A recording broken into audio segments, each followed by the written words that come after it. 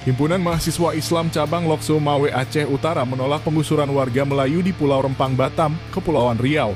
Laskar Hijau Hitam bahkan turut menggelar aksi dukungan terhadap warga Rempang di Taman Riyadah Lokso Mawe, Rabu 27 September 2023.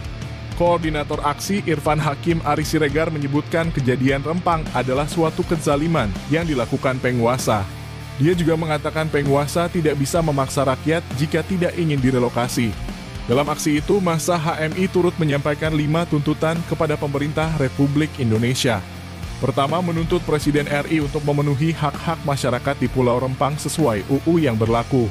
Presiden RI juga harus segera menyelesaikan konflik agraria yang terjadi di Indonesia secara humanis, terkhusus masyarakat Pulau Rempang.